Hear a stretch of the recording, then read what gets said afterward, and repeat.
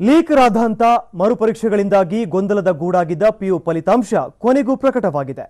57.20% ಫಲಿತಾಂಶ ಬಂದಿದ್ದು ಈ ಬಾರಿಯೂ ಕೂಡ ವಿದ್ಯಾರ್ಥಿನಿಯರೇ ಮೇಲುಗೈ ಸಾಧಿಸಿದ್ದಾರೆ. ಕೊಟ್ಟೂರಿನ ಅನಿತಾ ಕಲಾ ವಿಭಾಗದಲ್ಲಿ ರಾಜ್ಯಕ್ಕೆ ನಂಬರ್ 1 ಆಗಿದ್ದಾರೆ.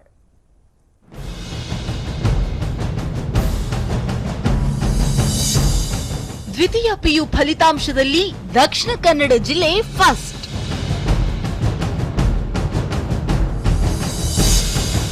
ರಿಸಲ್ಟ್ನಲ್ಲಿ ಯಾದಗಿರಿ ಜಿಲ್ಲೆಯೇ ಲಾಸ್ಟ್.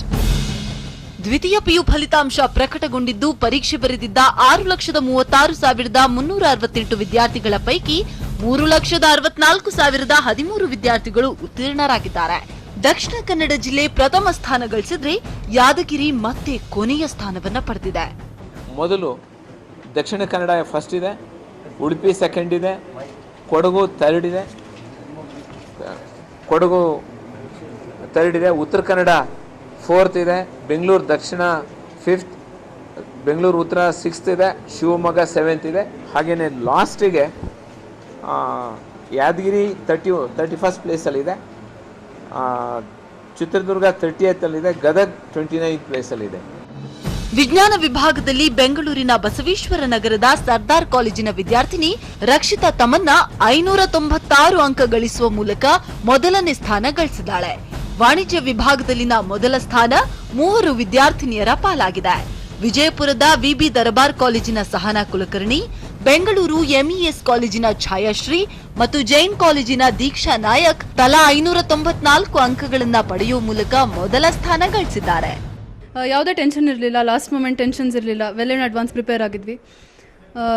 ಸಿಸ್ಟಮ್ಯಾಟಿಕ್ ಕೋಚಿಂಗ್ ಇತ್ತು, ಸೊ ಯಾವುದೂ ಕಷ್ಟ ಆಗಲಿಲ್ಲ. ಲಾಸ್ಟ್ ಮೂಮೆಂಟಲ್ಲಿ ಏನೂ ಒಂಥರ ಇರಲಿಲ್ಲ, ಟೆನ್ಷನ್ ಇರಲಿಲ್ಲ. ಪೇಪರ್ ಎಲ್ಲ ಚೆನ್ನಾಗಿತ್ತು, ಚೆನ್ನಾಗಿ ಬರೆದ್ವಿ. ಇವಾಗ ರಿಸಲ್ಟ್ ಮತ್ತೆ ಬಂದಿದೆ, ತುಂಬ ಖುಷಿ ಆಗ್ತದೆ. ತಳ್ಳುಗಾಡಿಲಿ ಹಣ್ಣು ಮಾರೋರ ಮಗಳು ರಾಜ್ಯಕ್ಕೆ ನಂಬರ್ 1.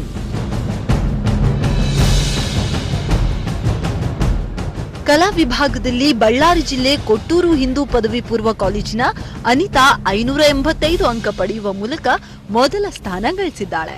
ಅನಿತಾಳ ತಂದೆ ಬಸಪ್ಪ ಬಾಳೆಹಣ್ಣು ವ್ಯಾಪಾರಿಯಾಗಿದ್ದು ತಳ್ಳುಗಾಡಿಲಿ ಹಣ್ಣು ಮಾರುವ ಮೂಲಕ ಮಗಳನ್ನ ಓದಿಸಿದ್ದಾರೆ. ಅನಿತಾ ಕೂಡ ರಾಜ್ಯಕ್ಕೆ ನಂಬರ್ 1 ಆಗುವ ಮೂಲಕ ತಂದೆ ತಾಯಿ ಜೊತೆಗೆ ಕಾಲೇಜಿಗೂ ಕೀರ್ತಿ ತಂದಿದ್ದಾಳೆ.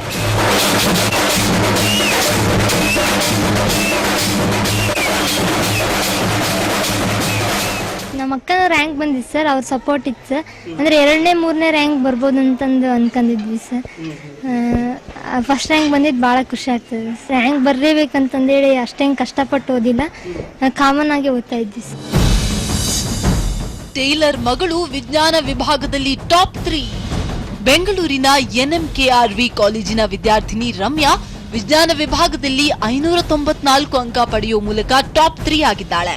ರಮ್ಯಾ ತಂದೆ ಟೇಲರ್ ಆಗಿದ್ದು ಬಡತನ ಇದ್ರೂ ಕೂಡ ಮಗಳನ್ನ ಕಷ್ಟಪಟ್ಟು ಓದಿಸಿದ್ದಾರೆ.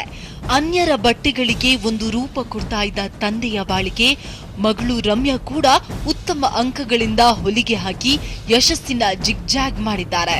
ಇವಾಗ ನನಗೆ 594 ಬಂದಿದೆ ಮ್ಯಾಮ್. ನಾನು ಇಷ್ಟು ಎಕ್ಸ್ಪೆಕ್ಟೇ ಮಾಡಿರಲಿಲ್ಲ, ಬಟ್ ತುಂಬ ಹ್ಯಾಪಿ ಆಗ್ತಾ ಇದೆ. ನೆಕ್ಸ್ಟ್ 6 hours ಏನೋ ಓದ್ತಾ ಇದೆ ಒಂದು ದಿನಕ್ಕೆ. ಅಷ್ಟು ಪ್ರೆಷರ್ ತಗೊಂಡು ಓದಲಿಲ್ಲ ನಾನು. ಪೇರೆಂಟ್ಸು ಅಷ್ಟೇ ನನಗೇನು ಪ್ರೆಷರ್ ಕೊಡಲಿಲ್ಲ. ಒಟ್ನಲ್ಲಿ ಕಳೆದ ಬಾರಿಗಿಂತ ಈ ಸಾಲಿನ ಫಲಿತಾಂಶ 3% ಕುಸಿದಿದೆ. ಮರುಮೌಲ್ಯಮಾಪನಕ್ಕೆ ಜೂನ್ 7 ಕಡೆಯ ದಿನ ಆಗಿದ್ದು ಅನುತ್ತೀರ್ಣರಾದವರಿಗೆ ಜುಲೈ 1ರಿಂದ ಪೂರಕ ಪರೀಕ್ಷೆ ಆರಂಭ ಆಗಲಿದೆ. Bureau report, ETV news.